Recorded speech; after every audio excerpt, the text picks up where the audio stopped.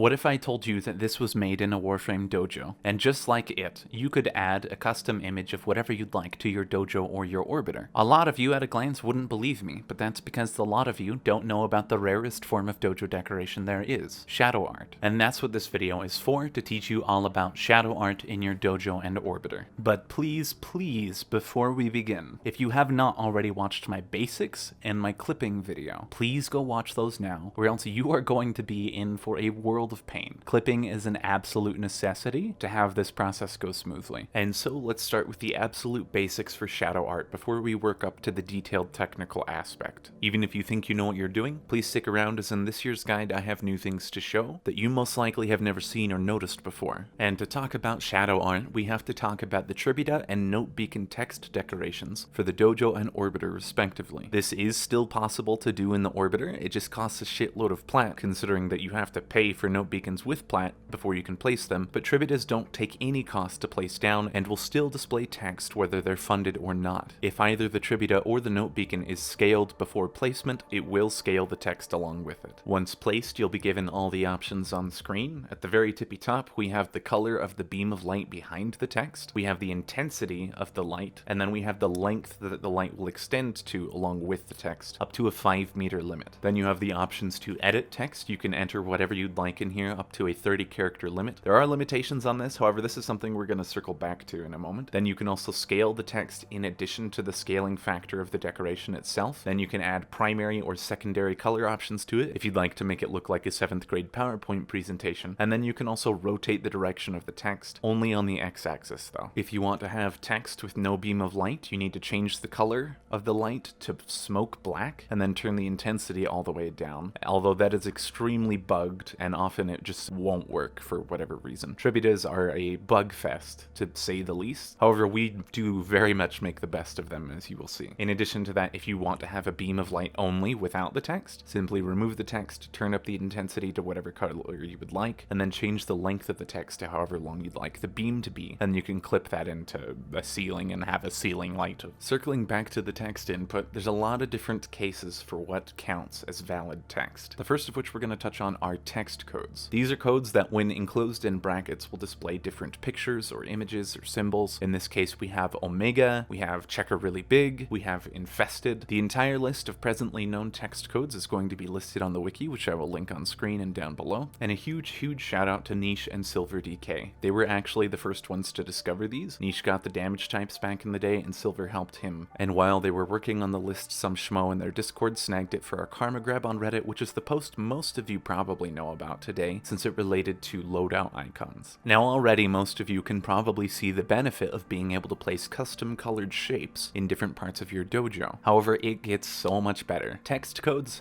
exhibit a peculiar behavior we call the appearance hierarchy. This means that text codes, depending on the order of their placement, will display even in front of others when they're behind something, which doesn't make sense, so let me show you. So basically, normally, if I have a decoration, we'll just say I have this wall, and let's say I put an object behind it. Even though that object is newer, that object isn't going to show through the wall. The wall is still in the way, and you still see the wall first. However, text codes do not behave the same way. With text codes, if I place Tributa A at the same place as that wall, and then I place Tributa B at the same place as the object behind it, Tributa B's text codes are going to show through Tributa A's text codes, no matter what. And that's because Tributa B, being the newest placed, is the highest ranking on the appearance hierarchy, and so it's going to show no matter what through everything else text code related. Now, to make it extra weird on top of what it's already doing that's messed up, the appearance hierarchy will actually reverse if you leave the dojo or orbiter and come back again. It'll only reverse that once, but let me explain what's going on here, because some people are probably already confused at that. So let's say I place Tributa A, B, C, and D, and they all have their Omega layers. D, given what we just said, is going to be the newest decoration, and therefore it is going to be ranked highest on the appearance hierarchy and will show through first. A, being the oldest, is going to show through last. You would think it would stay that way when you leave the dojo. However, it does not. Once you leave the dojo and load back in, it flips around the opposite direction. So now D is considered the oldest placement and won't show through anymore. A is considered the newest placement and shows through ahead of everything else. But you'll see if I drag A back and bring all the decorations back in the reverse order and flip it around, you see that A now shines through D, but D doesn't shine through any other decoration, or else it wouldn't show through at all. If I had to guess why this is, because I had some people ask me after last year's video why the appearance hierarchy flips, and I'd never really thought about it, but I have now. Let's say that I placed decorations 1, 2, and 3, and these are all Tributas, and that adds decorations to the server's file for my dojo. However, when you load back into the dojo, it reads the decorations in the reverse order. So that means instead of reading it as 1, 2, 3, it reads it as 3, 2, 1, meaning the last place Tributa is going to be read first. And because of that, it's going to be the oldest. And as we discussed in the first instance of the appearance hierarchy, that means every consecutive Tributa after that is going to shine through it if it has text code layers. And that means that the very first Tributa that you ever placed in your dojo is actually going to be ranked number 1 through the appearance hierarchy, no matter what room it was placed in. Now, some people at this point are asking, Vash, how is this useful or even relevant? Because right now this looks like a buggy shitfest. And the answer is, when you're dealing with Tributa text code layers, if you place decorations in between them, that's when interesting things start to happen. And so let's get Tributas and place text code layers A, B, and C. C being the newest shines through. However, once we leave the dojo and come back, the hierarchy flips, as we've discussed. And now C is the oldest, A is the newest, B is in between. A will shine through everything. However, let's say we get a decoration and we place it between B and C. Now, and only now, will C's color actually persist, but only where that decoration shows through. And then if we scooch it back, you'll see that it will now reflect B's color over A's color as well. I understand that for some people this might be a strange concept to grasp at first, so let's circle back to my latest dojo work. But with this, if we take a look just with excerpts of my time-lapse, you'll see that I placed the gradient blue layer first with a lot of omegas, and then afterwards I placed a dark blue layer in front of it for shading. So I was already anticipating the reverse of the appearance hierarchy, and then afterwards I added a black layer in front of it for detailing, and then where the eyes would be, I added a red layer, and then where the teeth would be, I added a white layer. And then I left the dojo and the appearance hierarchy reversed. So now that blue shines through wherever I wanted, and then if I put decorations just a little bit in front of that blue, so that way it's between the dark blue and the light blue, then that dark blue will show through. And then if I bring decorations just a little bit more forward, in between the black and dark blue, it will show black over the dark blue and over the light blue. And then if I brought decorations just a little bit more forward on top of that, then it would show me the white for the teeth over the black and over the dark blue and over the light blue. And then it would also show me the red for the eyes, which I ended up going with kind of a pinkish bit later. But basically, that was,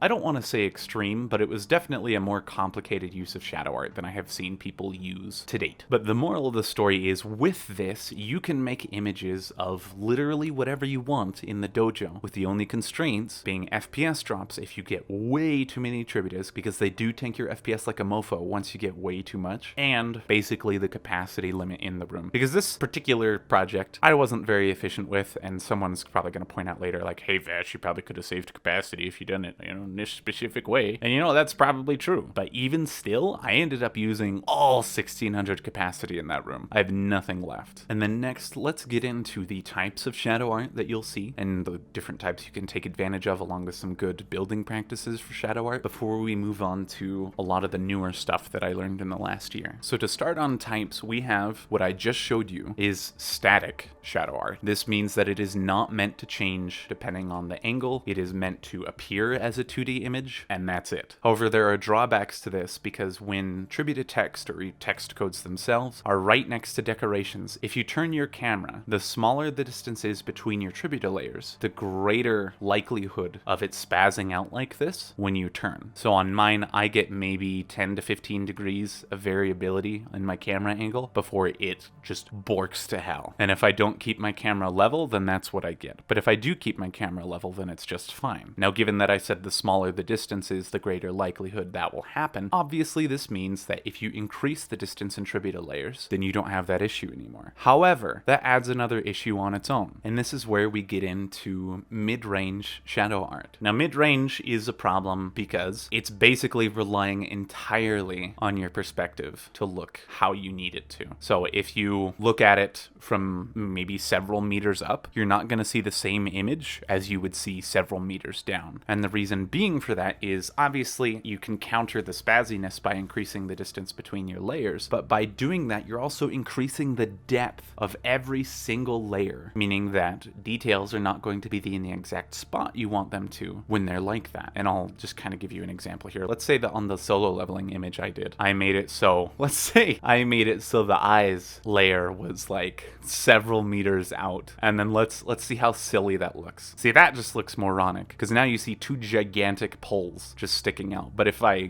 go up to a certain height, then you don't have that problem anymore. And so mid-range shadow art can be cool as long as you don't take it to extremes. And sometimes I've seen some people that made great mid-range shadow art where they took advantage of the increased depth to add like different aspects to their shadow art. And that looked great. But most of the mid-range shadow art I see doesn't tend to look that good. And I personally despise being able to see extended depth along walls when people box that in. I think that just looks super tacky. However, there is a more advanced use of mid-range called dynamic shadow art, and this is incredibly cool. I've only seen one really good example for this, and this was done recently by Wayne23, but he has his Cheshire cat, and the eyes actually track you as you move about the room. Now what he's doing here, he's taking advantage of an increased distance between the layer that controls the black of the iris and the layers that control the face. So the face is significantly closer to you than the iris is. And so when you move about the room, the face moves over the iris and it makes it look like it's tracking you. I will admit, it is hard to use this in a way that looks good, but props to Wayne23 for pulling that off. I think that looks fantastic. And now to dwell on some good building practices for shadow art. First of which is to consider how you layer things. So in this case, with my most recent one, I had blue, dark blue, black, and then white and red split on a layer just because there was no need to do two distinct layers separately for that. Obviously, if you can split a layer, do it. I couldn't split the gradient blue, the dark blue, or the black just because they were used all over the picture in different places for shading and detailing, but I could very much afford to split the white and the red. I know some people in the past have added an entire wall of tributas just for one small section of an image, and it just didn't make sense. And then on top of that, you still need to factor in the order in which they should go. And I don't just mean in terms of the appearance hierarchy, because that's obviously like, go figure, make sure you get things in the right order that way to have them appear where they should. But I just mean I had white appear last on mine. And the reason for that is, let's say that I put black in front of white instead. So that way it went gradient blue, dark blue, white, and then black. That would be extremely obnoxious because one, I would have to try and outline the teeth with the black, but then also everywhere else that I added black in the entire image would have that small depth, even at 0.02 meters at the layer difference. That white line would still shine through everywhere I had black detailing. But because I had black over dark blue instead and white on top of that, this worked out because wherever there was white, there was also black surrounding it in the image. So I didn't have to worry about black being out of place anywhere. Now, technically, with the black layer, there's the dark blue below it. And because of that, there are a couple places where, technically, there is dark blue where it shouldn't be. But the dark blue is nearly imperceptible next to the black that I used. No one would ever notice that looking at this image. And so when you are planning it out, try to make sure that your layers actually make sense in terms of their placement. Next up would be to take advantage of the length slider on the tributas for uniform measurements. Because I can tell you right now, had the length slider with custom inputs not existed, I would not have bothered with Tributa art, ever. Some people asked why, despite having literally written the book on shadow art for you guys last year, I never bothered to make anything with it, and it was just because it was too big of a pain in the ass. But once they added an ability to make uniform Tributa layers, that's when I was all in. So in mine, when I was placing these, if you end up watching the time-lapse later, you'll notice that I placed the gradient blue on a grid snap point, and then I adjusted them all vertically as needed, and then the next layer I placed 1 meter behind it. But I modified the length of the sliders for every single layer past the first. Default is 1.4 meters when when you place a Tributa. So the first layer was at 1.4 on the distance, then the next layer I did at 2.42. So I had a difference of 0.02 meters between my Tributa layers. And now let's move on to new information. The first new thing to talk about is Unicode, and I actually have to thank DNexus for bringing it to my attention. They showed me this video on Bilibili. Credit to... Oh fuck, put it back.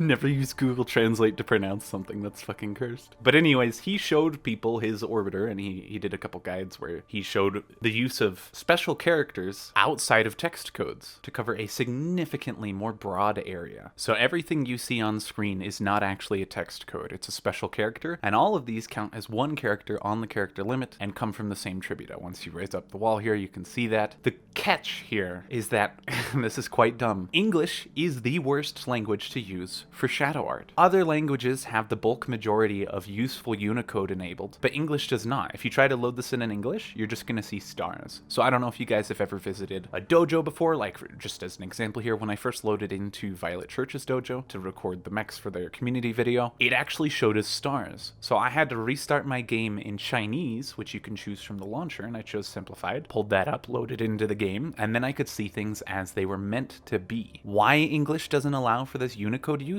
I don't know. I really wish they would change that, because right now other languages have a much easier time doing this kind of stuff because they can use their language, they can still use English, meaning they can still use text codes, and they just have a significantly larger variety of symbols and images to use for that kind of stuff. And English does not. DE, please make Unicode available in English. And then the next thing to talk about, I have to thank Pick Up Your Jelly from PlayStation for showing me this. When I went to record his dojo last year for a community dojo video, I noticed that in the Twilight Princess room of his, up at the top where he had, you know, the weird design shenanigan going on that Twilight Princess had, that the decorations used weren't all Tributas. And if you look, you can actually see that this is just one of those Tenno inspirational displays or whatever the hell it was called. And so that means that other decorations besides Tributas and their text codes have a place in the appearance hierarchy. And so I figured that was something a lot of people didn't realize. And so not only is it just displays, glass as well, and then it's also atmospherics.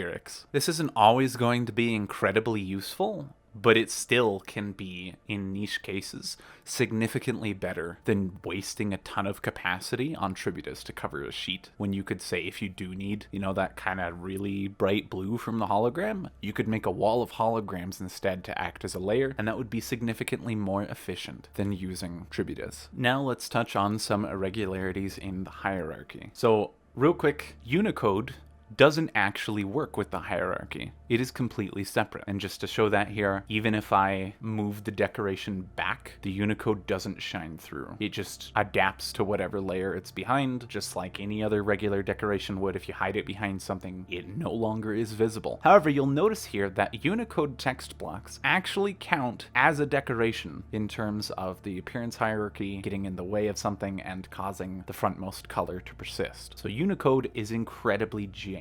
But in addition to that, Tributas and note beacons behave differently in terms of the appearance hierarchy. Even if a note beacon was placed first, and you do a dojo load and flip the hierarchy, a note beacon is still going to be ranked lower in the hierarchy than a Tributa would be. So a Tributa will always rank higher than note beacons, no matter what the order placement is. And then Unicode is completely separate from the appearance hierarchy. Unicode may as well just be considered text decorations in the literal sense. And then a final side note, text codes and shadow art do actually have applications in Captura, but I have made an entire other video to cover that, and I will have that linked on screen now if you want to go check that out. There's some really cool shit you can do with that. And then I think that is it. Last video was 6 minutes, this video was like 20 minutes, so, you know, that's a little bit more info to provide this time around. If you want to see exactly what I do for the process from start to finish, on my time-lapse playlist you will find the video for the solo leveling time-lapse, and that shows all like 16 hours I spent on that from start to finish. And if you have questions, don't hesitate to comment. If you think I missed anything in the video, odds are I probably forgot something minuscule, So be sure to check down in the comments in case people are asking good questions, and I'll answer them there. And then otherwise, if you don't feel like spending 16 hours on something super complex like this, I advise you go check out Dizzy12. He is one of the people I'm trying to help get jump started on the basically dojo content platform. So he's got a couple really simple shadow art guides that you guys should go check out, and maybe that will help you get a better idea for a simple approach on this kind of stuff.